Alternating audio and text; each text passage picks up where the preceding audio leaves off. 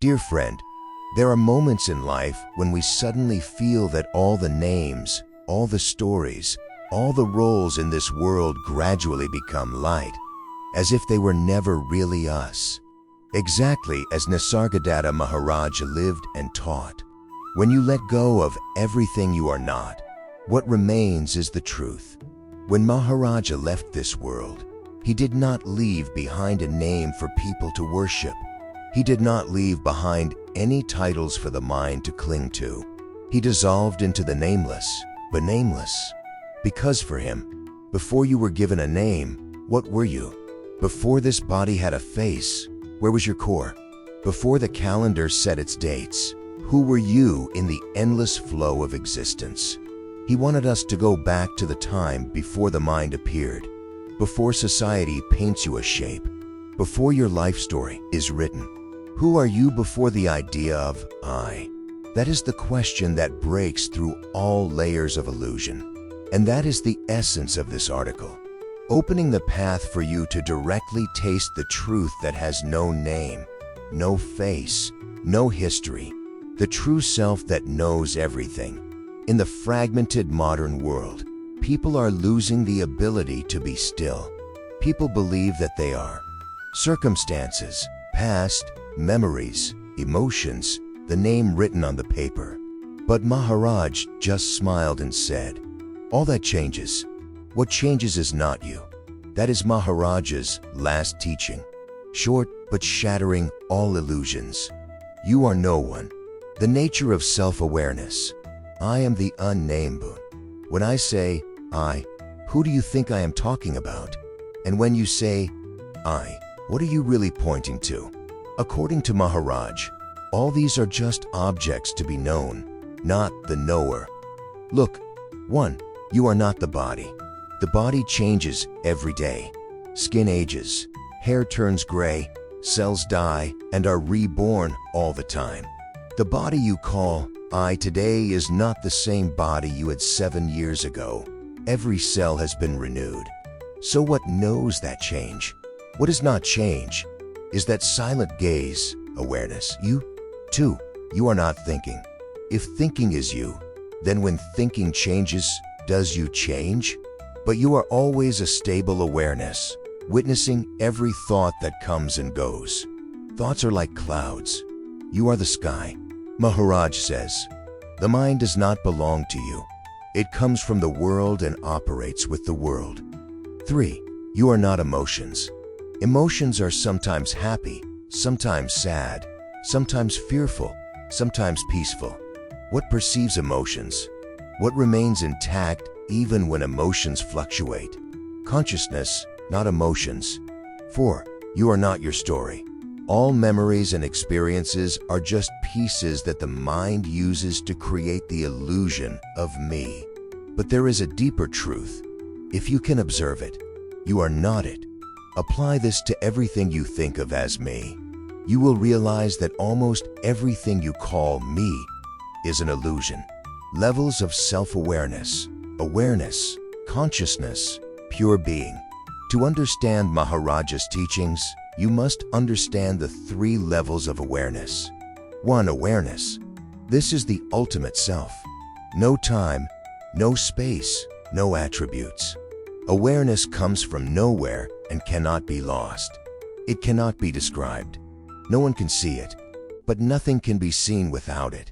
2. Consciousness. This is the level that Maharaj always refers to as I. The feeling of I am, nothing else, is the door to the source. Not, I am this person, I am this body, I am that story. Simply, I am knowing that I am. This is the level where the practitioner needs to dwell. 3. Pure being. When you dwell long enough in I am, the boundaries between I and not I, between inside and outside, between visible and invisible, will disappear.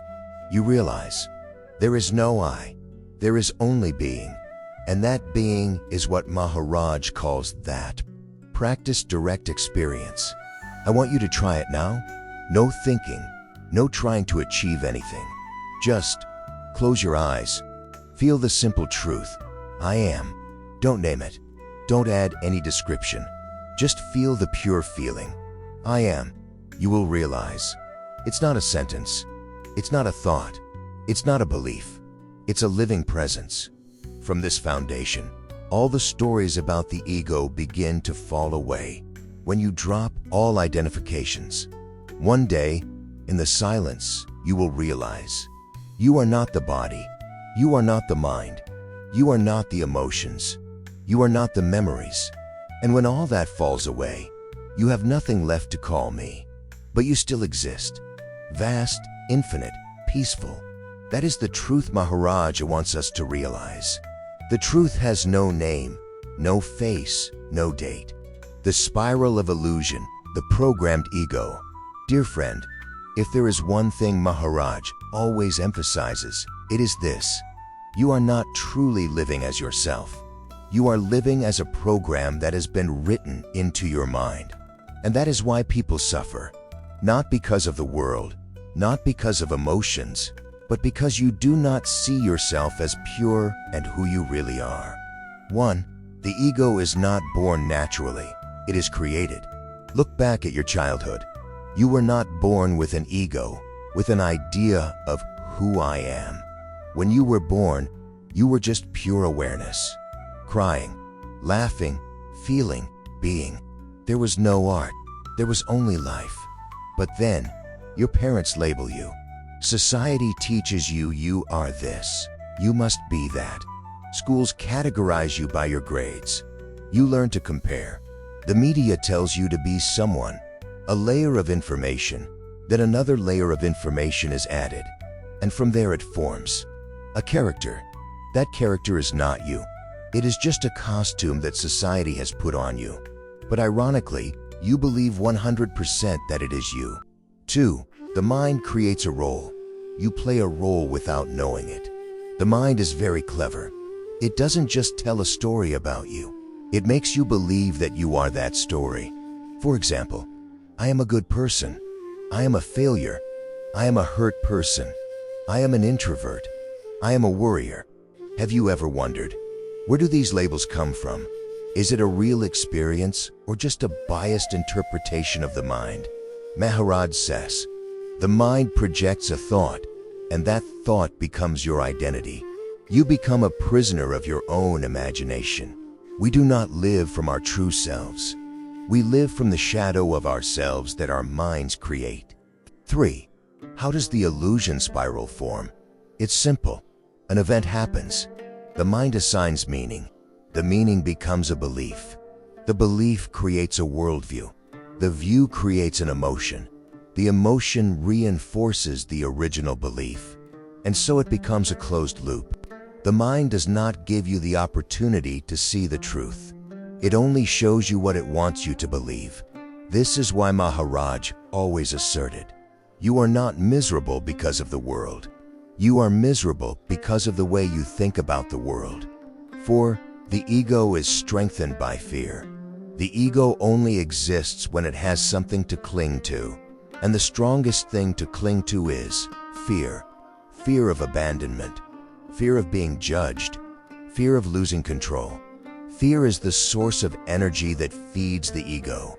If you look deeply, you will see a surprising truth.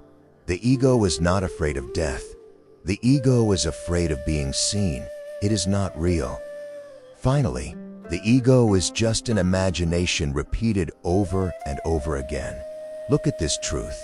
Every time you think about me, the feeling of me becomes stronger. Every time you tell your life story, the character of me becomes clearer. Every time you defend yourself, the ego strengthens itself. And then you forget. The thing that is observing me is you, not the I you observe. Maharaj says, the I is an illusion, but the one who sees the illusion is real. And this is the most fundamental shift on the path to enlightenment. Realizing the difference between the programmed I and the consciousness that perceives the I. The Advaita Vedanta principle of anatta. Dear friend, if the whirlpool of illusion creates the ego, then Advaita Vedanta is the sharp knife that cuts through all illusions so cleanly that the ego has no place to hide. And the unchangeable foundation of Advaita is not two. No two means no observer, no thing observed, only consciousness observing itself. 1. What does Advaita say? Advaita Vedanta says, you are not the mind, you are not the body, you are not the emotions, you are not the memory, you are pure consciousness, the knowing that knows. All else is form. Maharaja once said, there is only knowing. There is no one who knows. This completely turns the way you see the world upside down. 2. The ego cannot be enlightened. One of the most powerful truths of Advaita is, the ego cannot be liberated. Why? Because the ego is an illusion. How can illusion be enlightened? This is where many practitioners get stuck. They think, I want enlightenment. I want purity. I want to become a person who lives in peace. But the I who wants to achieve these things is the first thing that is dissolved. Enlightenment is not something you can possess. It is what remains when the ego disappears. Maharaj said it very clearly. When the seeker is lost, the found appears. 3. Anatta is not a philosophy. It is an experience. Many people misunderstand anatta as to erase the self, to become passive. No, egolessness means you act without clinging to the doer. You live without locking yourself into an identity. You love without creating possessions. There is no more I do. There is no more I suffer. There is no more I want. There is only life moving through you. 4. Advaita does not teach you to become someone. It teaches you to see that you have never been someone. This is the most subtle point. Other spiritual paths teach you to become better. Moral cultivation, good deeds, meditation, raising your frequency, purifying your energy. But Advaita says, you do not become, you only realize. Realize that what is seeking is the sought. What is observing is the ultimate self. The one who is practicing has never existed. When this is understood, the whole spiritual game changes. 5. Non-dual in real life. Advaita is not just for meditation. It is for everyday life. Look at a flower. Your consciousness perceives the flower. The flower also appears only in consciousness. Thus, the flower and the one who sees the flower are not separate. When you hear a sound, the sound and the listener are just one process in consciousness. There are not two. There have never been two. And when you look at another person, you see the infinite nature within them, which is the infinite nature within you. You no longer live in the world of I and the other. There is only one life manifesting itself in countless forms. That is egolessness. That is Advaita. That is the source of all Maharaja's teachings. The supreme essence, that.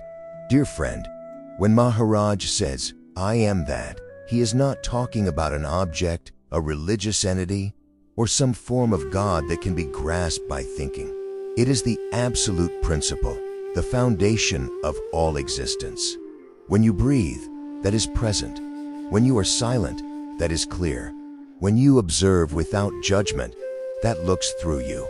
It is not you who are trying to understand something about the universe. You are the universe itself seeing itself through this body-mind. 1. That cannot be understood by the mind, but can be realized by presence. The mind only knows how to analyze, divide, compare, name, but that cannot be named. That has no two to compare. That has no form to analyze. You cannot understand that by thinking, because thinking only occurs in that. As Maharaja says, that which you can think about, you cannot be. But that in which thought occurs, that is you. That does not need you to try to find, because it has never left you. You just step back from the noise of the mind, and that reveals itself. Glowing star 2. That is the basis of all experience. In every moment, you are thinking, you are breathing, you are looking, You are listening, and in all that movement, there is a still field of awareness. That field of awareness is neither born nor dies. Although the body changes, the emotions change, the circumstances change, the field of awareness remains the same. Ask yourself, what is constant in all change? There is only that.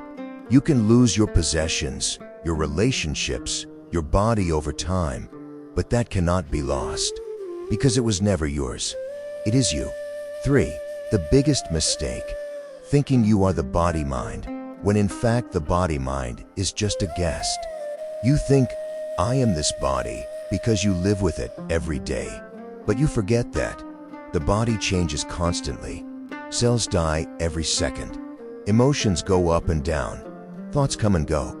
If everything changes, how can they be you?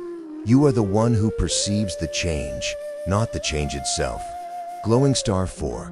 That which is beyond the concept of God. In religion, God is usually the creator, the giver, the ruler. But in Advaita, that which is not a person, not a separate being, not a being above, that which is the ultimate nature of everything that exists.